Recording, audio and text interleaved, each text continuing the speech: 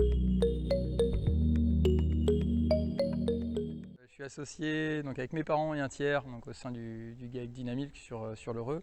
Il y a 150 vaches laitières, 1,4 million, 130 hectares. On est en système salle de traite après avoir passé 7 années en robot de traite. Des choix essentiellement basés à la main d'œuvre et puis à l'évolution du troupeau. Récemment, donc, on a mis en place la méthanisation qui a été montée et mise en service mi-octobre 2021. Pourquoi la méta? Très complexe. Pour la petite anecdote, et j'aime bien l'expliquer de cette façon-là, on a eu un projet de fossiliser suite à l'agrandissement de la ferme.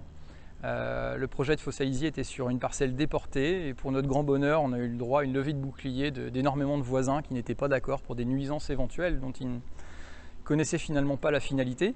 Et puis à la fin des échanges avec la mairie, un des voisins très fier nous dit « mais pourquoi vous ne faites pas une méthanisation? Au moins ça sentirait moins ». Bon, je pense que la personne ne savait pas trop à quoi elle pouvait s'attendre vu la taille du site. Dans la pratique, on n'a pas fait la méthanisation là-bas. Par contre, ça a suscité des interrogations et des regroupements.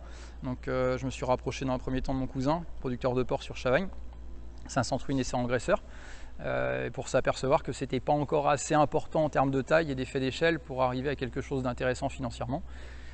Et du coup, on a fait appel finalement au noyau dur de l'Acuma, qui est un peu notre fer de lance historique.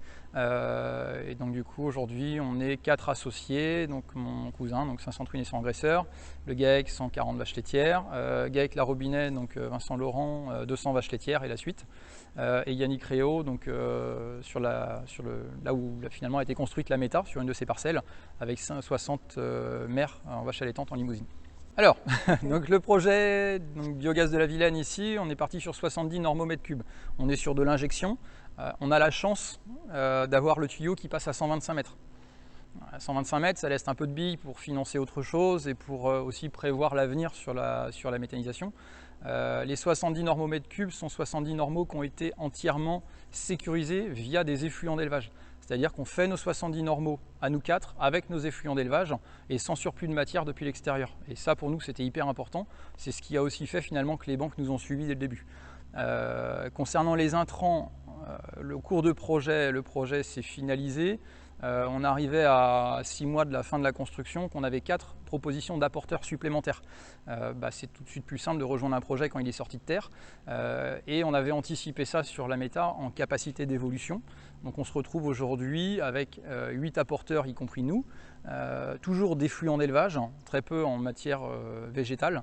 On se retrouve à produire à peu près 110 normomètres cubes, l'objectif étant d'aller au-delà quand même, avec du débouché divers, voire les collectivités s'il y en a. Sur la partie cive et matière végétale, on n'a pas énormément développé le sujet.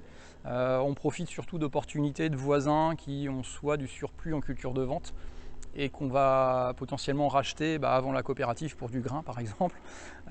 Et pour les cives, finalement, c'est une petite partie de nos dérobés sur les 450 hectares que l'on a à nous 4 sur le socle dur des associés.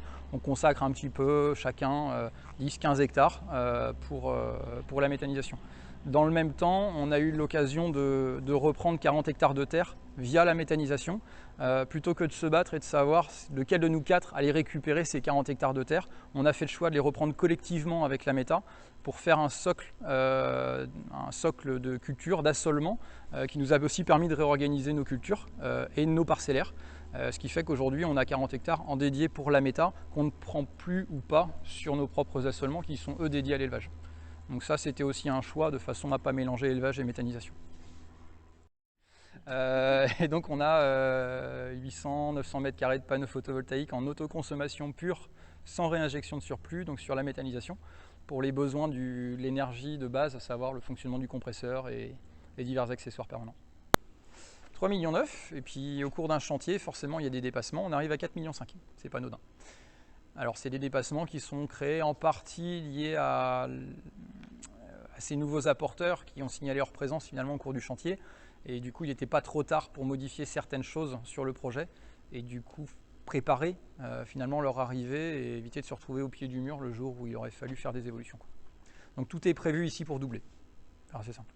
En termes de revenus sur le projet initial à 70 normaux, en respectant les 3,9 millions, en un marché stable, un prix d'électricité qui n'aurait pas bougé, enfin énormément de choses comme ça, de facteurs finalement. On avait basé sur un SMIC chacun, un SMIC par associé. Aujourd'hui, la photo elle est clairement différente. Heureusement qu'on a ces apporteurs supplémentaires.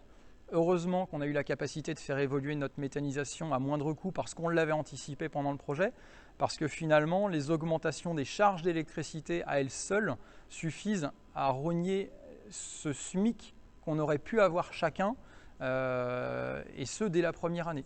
En gros, aujourd'hui, si le projet avait été monté à 70 normaux et qu'on était au pied du mur sur les capacités d'évolution de la méta, clairement, il n'y avait pas de revenus où on était en déficit. Faire assez simple. Et si c'était à refaire? On referait.